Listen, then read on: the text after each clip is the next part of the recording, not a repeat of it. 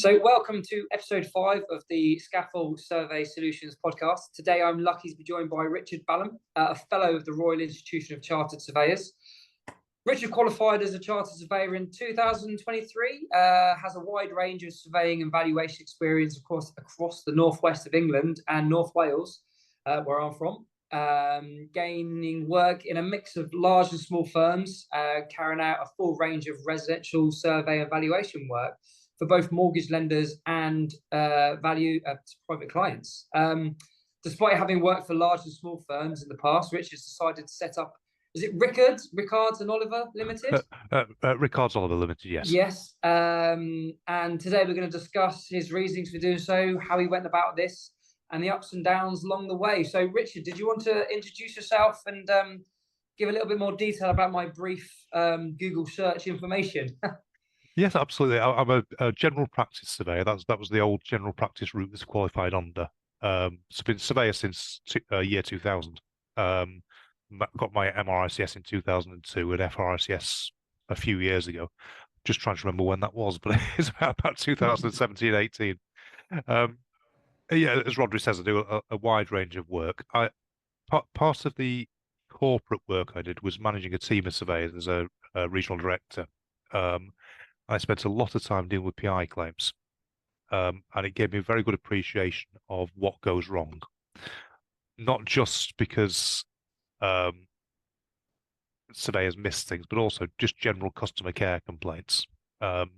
Because as a corporate surveyor, we're quite often several steps removed from the end client, and that's been quite a hard transition. Actually, getting into private practice and dealing directly with the clients is I've thoroughly enjoyed it, but it's a very different mindset. Fair enough. So, having worked for, say, large and small, what inspires you to start up your own kind of residential surveying firm, and what were the key factors that influenced your decision to go it alone, should we say? It was a couple of things. I'd probably hit about the right age for it. My children are in the teens at the moment. My wife had stayed home looking after the children for 15 years and went back to work. And at the time, I was still working away fairly regularly, at least 1 or 2 nights a week. And something needed to change at home so that I could be home more. So that was one driver. And also, my parents are getting fairly old now. And whilst they don't need care, being around is very convenient. So I just wanted a better balance of being at home and being able to work that the corporate world wasn't able to offer me. I did look at things like flexible working, but it wasn't right for the firm I was working for, and it wouldn't have been fair to them to ask for it. No, I often have conversations with people, and they say it's not just in the surveying kind of sector, just in work as general, having that work-life balance. It's such an important thing, but it's also very hard to kind of attain. And sometimes the solution is that kind of self-employed. But I mean, since I went self-employed, my first year, I went too far down the other spectrum where, because I was self-employed, I ended up working more because you don't have that reliance on that income every month. You've got to earn every penny. Can you walk us through like the initial steps that you took when setting up your firm? What were some of the biggest challenges you faced during your kind of early stages? Yeah, of course. The big thing happened really before I set up, which was getting a decent business plan together. Because it's great to think I've got this lovely idea of going self-employed, but you've actually got to sit down, crunch the numbers, and work out how am I going to pay the mortgage next month. It's not just how does it affect will your business be okay? Will the family be okay? Because that's the primary reason why we work.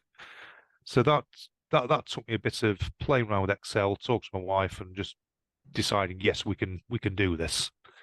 And the second stage, which was one of the best things I did, was finding a really good chartered accountant. Now, any old accountant will do your VAT returns and tax returns and so on, but the real value of what accountants do for you is in the advice they provide, and that makes if the value of that far exceeds the technical stuff that you're paying them for, as it were. And I was fortunate I found a very good accountant who was himself 5 years into being self-employed and having his own firm, so had been through all the same sort of challenges fairly recently. So that made a huge difference as well.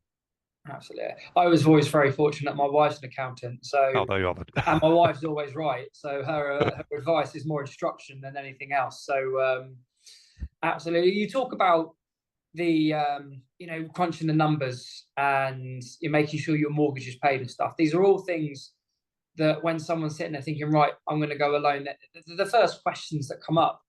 How did you go about building your client base when you first started, and were there any strategies that were most effective in growing your business?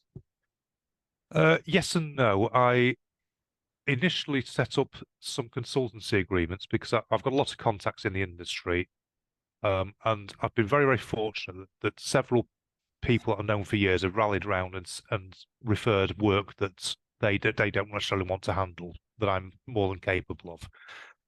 So I've had some private referrals in people like Louise Avery at Avery and Co. Michael Holden at Holden Chartered Surveyors has sent work to me. And I've also had some consultancy agreements set up with different firms. And then it's just the old traditional way of doing the rounds of the estate agents, warming up the contacts from years ago and getting work in. So I'm doing a lot of private work, a bit of consultancy. And I've also tried to diversify away from just residential surveying because I say I qualified as general practice surveyor, so I'm doing some commercial work as well. So yeah, I had my last podcast. It's not been released yet, but it probably will be by the time this is heard. But it was with Will Holden, Yes. and he was telling me about his journey, and really insightful gentleman. It was a real privilege to sit down with him. Touching on the consultancy side of things, because that's obviously it's not a new thing, but it's grown a lot in kind of recent year or so. I mean, from my experience, post-COVID, there was a massive boom in the market, and surveying companies basically drive gearing up to take advantage of the buoyant market, should we say? But then there was a bit of a dip post the kind of car crash of the budget a couple of years back, and a lot of companies struggled. I mean, we look at the white horses of the world, for example, and a lot of other companies had to streamline to fit the new market. And there was following that, there was a more of a boom in the kind of consultancy side of things because it was almost a safer way to grow your business without the burden of employment. And I don't mean that in a negative way, but what are your thoughts on that? Because it's ideal for someone like yourself because it gives you that initial step up into self-employment without, you don't have to worry about PI in a lot of instances because some of the companies cover the work you do for them under their own. So, or the advertising. They do, but you have to worry about subrogation risk. In effect, yeah, were I to do a completely negligent job on someone else's PI, get sued, and be told you were completely negligent, the next step the insurer will take is try and get after my PI. So it's not entirely risk free. Well, yeah, no, absolutely, and that's an absolute pearl of a bit of advice because some people might not necessarily be aware of that. Yeah, but the consultancy model, it's one of those things. I don't think you can build a business off it. What you can do is take a couple of days a week where you don't have to look for work, and the turnover you generate from that at least pays a fair bit of your costs. It's always difficult because a lot of these things are on different fee splits depending on whether it's their PI or yours and so on. But the firm providing consultant the work is also taking on a huge advertising cost. They're spending a fortune on things like Google pay-per-click. So the idea that they're sitting on their 50% and counting lots of money is simply not true. It's a lot of it is just diversity into advertising, running a sales operation, and so on. Absolutely. I've worked with a number of consultant companies that work consultancies, and the company obviously that titles this podcast, we kind of provide a lot of software for some of these companies. And you're right, you can see the diaries. Each user has a couple of days where they're in and some where they don't. But like you said, if you're starting off and you need that instant income to pay your mortgage, it is a really good vessel to use in my opinion.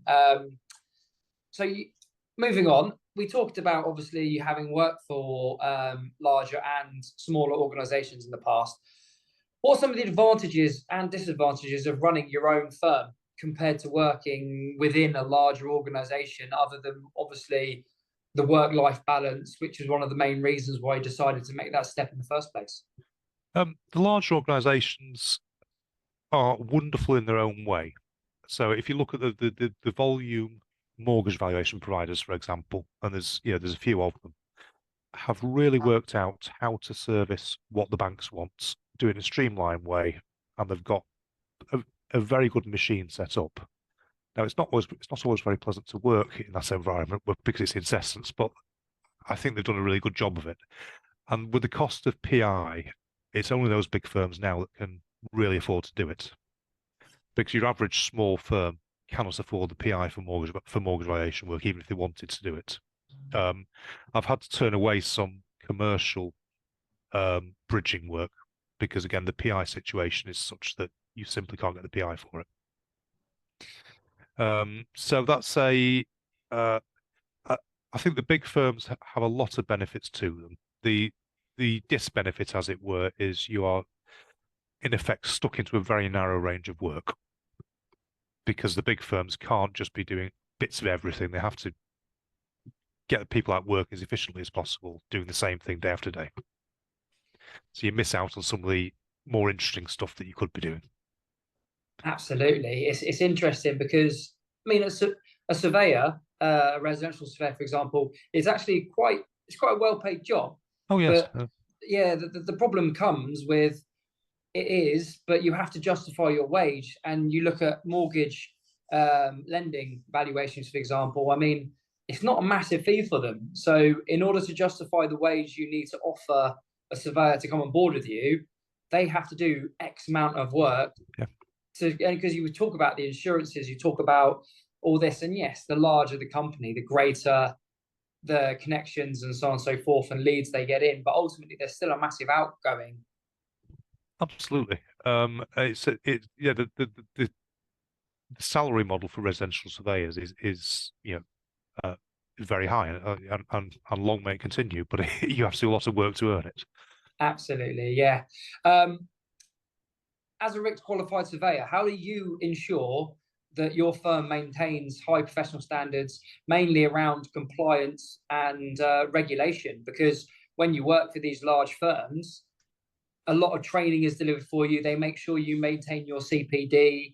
If there's any updates within the industry and so on and so forth, it's obviously just fired across you because they need to be seen, and they have to provide you with this information for them to remain compliant.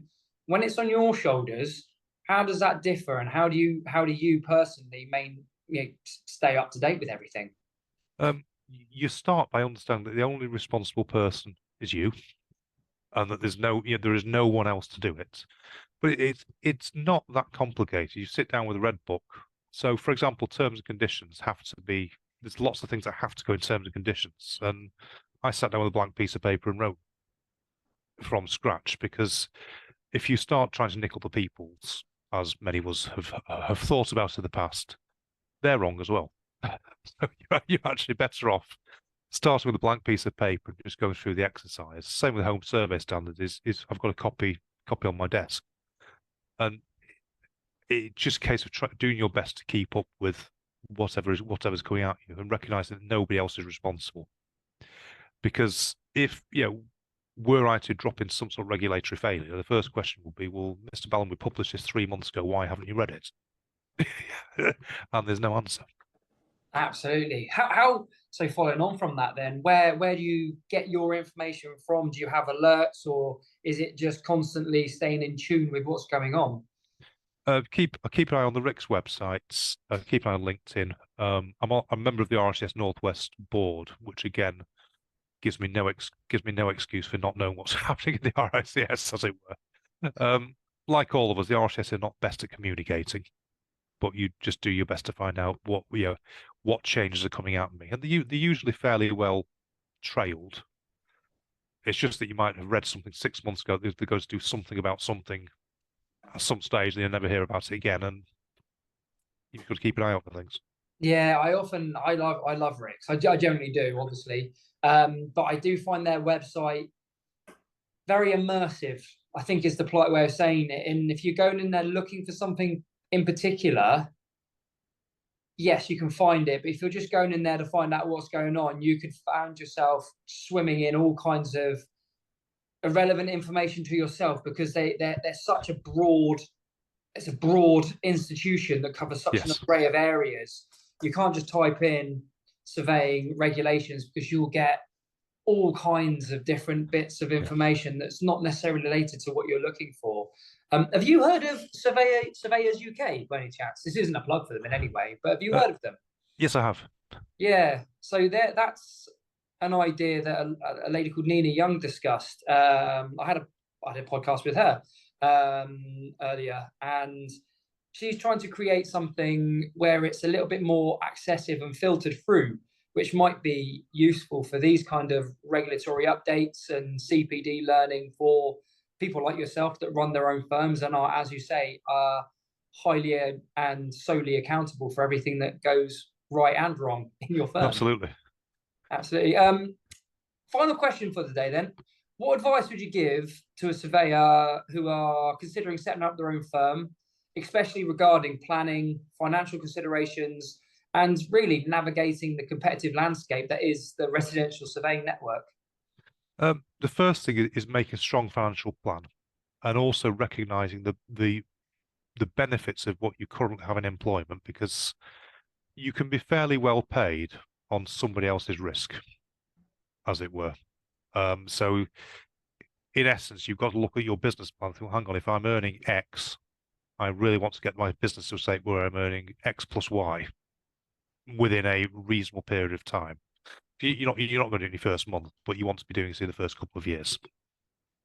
Yeah. And if there's no path, and if you see that, hang on, I have to work 7 days a week and do a huge volume of work, you haven't got a business plan.